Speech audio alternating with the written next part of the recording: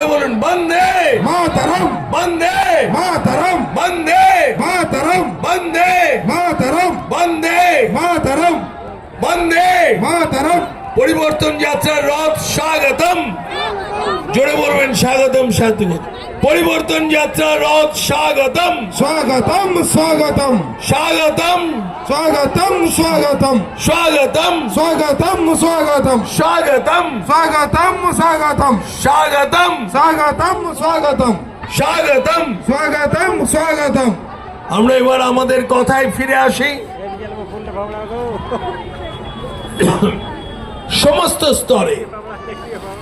সমস্ত স্তরে এরা অন্যায় এবং দুর্নীতি করেছে। আপনারা জানেন পূর্বের শিক্ষামন্ত্রী তিনি কেমন ভাবে জেলে গিয়েছিলেন, তার বান্ধবীর ঘর থেকে কত টাকা এবং সোনা পাওয়া গিয়েছিল। তারপরে 20,000 টাকার রেশন কেলেঙ্কারি, যে রেশন কেন্দ্র থেকে অর্থ দেওয়া হয় প্রতিজন প্রতি পরিবারে প্রত্যেক মাথা পিছু আমরা প্রতি মাসে 5 কেজি চাল পেয়ে থাকি। সেই 5 কেজি চাল সেগুলো কেনে রাজ্য সরকার, আর রাজ্য সরকার সেই চাল গম কিনতে গিয়ে চাল এমন চাল কেনে যে চাল আমরা ছাগলকেও খেতে দিতে পারি না, এমন গম কেনে যে গমে পোকা আছে, এমন আটা দেয় যে আটায় পোকা আছে। আর এই সমস্ত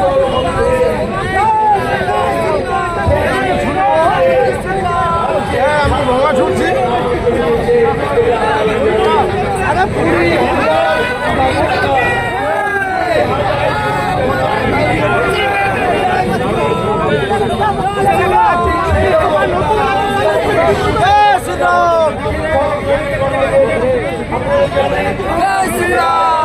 भारत माता की जय। जय श्री राम।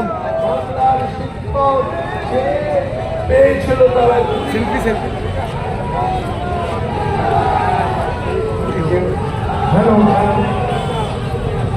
আমাদের পরিবর্তন যাত্রা রথ আমাদের রঘুনাথপুর শহর নতুন বাস স্ট্যান্ডে চলে এসেছে।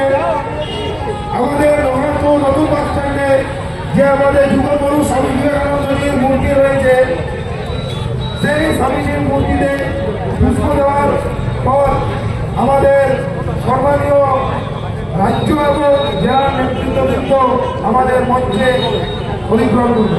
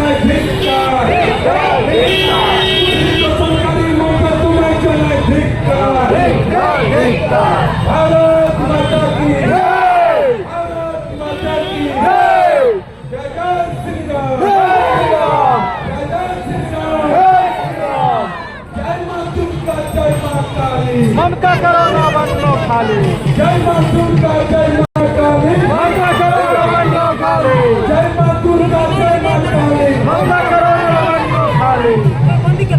जय श्री राम, जय श्री राम, भारत माता की जय, भारत माता की जय। जय श्री राम।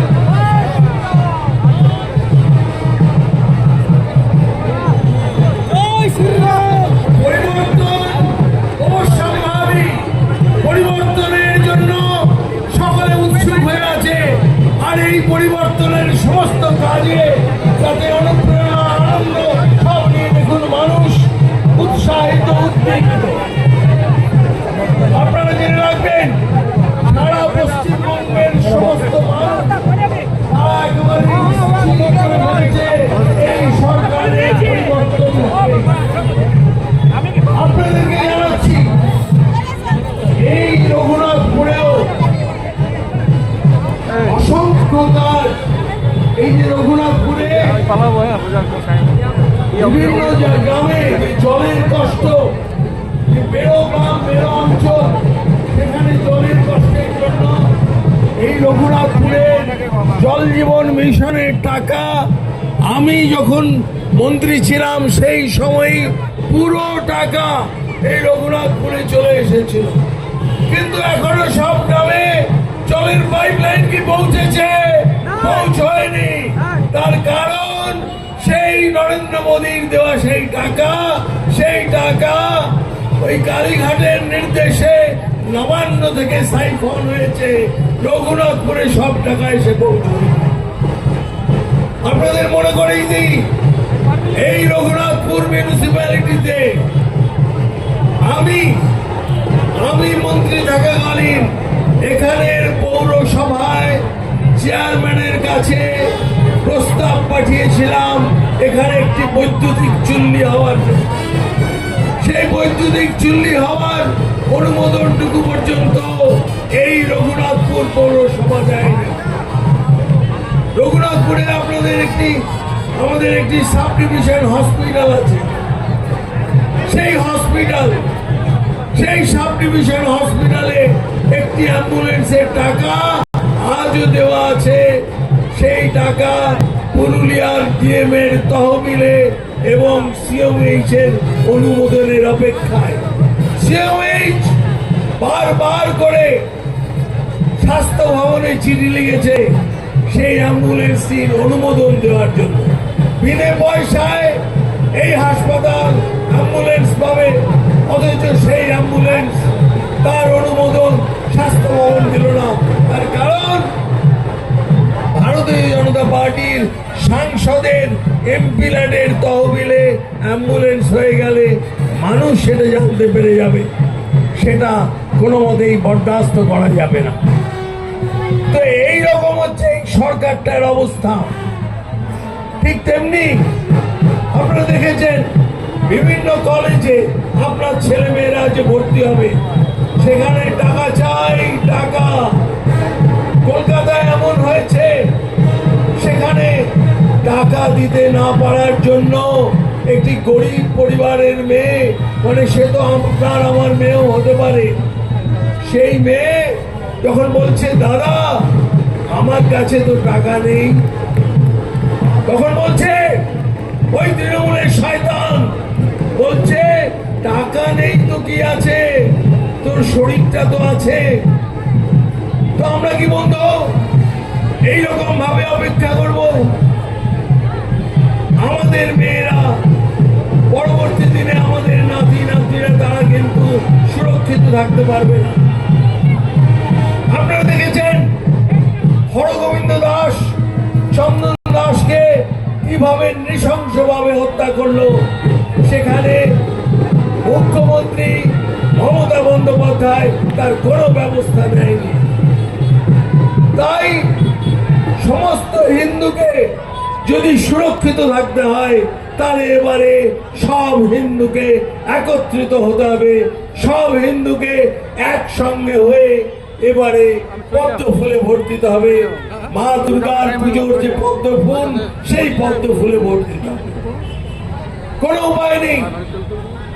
আমাদের ছেলে মেয়েদের যদি চাকরি চাই তাহলে এই সরকারটা থাকলে আর কোনো মতেই চাকরি হবে না। এমন দেখা গেছে এক জায়গায় এক বিধবা ভদ্রমহিলা, সে তার ছেলে যখন বিটেক পাশ করে এসেছে আর ওই ১,৫০০ টাকার লাইনে দাঁড়িয়ে ঘরমাক্ত হয়ে বাড়ি ফিরেছে, তখন সেই মা কাঁদছে, তোকে পড়িয়েছিলাম এই জন্য যে তুই আজ ১,৫০০ টাকার জন্য লাইনে দাঁড়াবি। এটা হচ্ছে আমার রাজ্যের পরিস্থিতি। আর মাননীয় প্রত্যেকটা ক্ষেত্রে মিথ্যে কথা বলছেন, আর মিথ্যে কথা বলেছেন একের পর এক। আর বলছেন লক্ষ্মীর ভান্ডারে টাকা বাড়িয়েছে, আপনাদের অনেককে ভয় দেখাচ্ছে যদি ভোট এখান থেকে তোমরা না দিয়েছো তাহলে তোমার লক্ষ্মীর ভান্ডার বন্ধ হয়ে যাবে। আমরা বলছি লক্ষ্মীর ভান্ডার সরকারি প্রকল্প, আপনার দেওয়া ট্যাক্সের টাকা এই লক্ষ্মীর ভান্ডার। সেই লক্ষ্মীর ভান্ডার যারা পাচ্ছেন তাদেরকে বন্ধ করার অধিকার কারণ নেই। এবং ভারতীয় জনতা পার্টি যেদিন ক্ষমতায় আসবে এই আগামী মে মাসে, তখন দেখবে অন্নপূর্ণার ভান্ডার চালু হয়ে যাবে। ঘরে নয়, ওই মেন রোডটাতে আছে। তাদের জন্য বলছি আমি তো নিশ্চিত, সেটা আমরা লাগু করব। আমি বাস স্ট্যান্ডটাকে পার করে যাচ্ছি তো। নির্দিষ্ট সময় বলেছি, হ্যাঁ, আমার কিন্তু টাইম নেই, কিন্তু রোজা খুলবো। হ্যাঁ, দিদিমণি তো সমস্ত জায়গাতে ভোট লুটপাট করবে। জলদি বানাও, কিন্তু আমার টাইম নেই, কিন্তু আর এই ভোট লুটপাট করতেন বলেই SIR থেকে ওরা টাইম নাই, এত আপত্তি ছিল।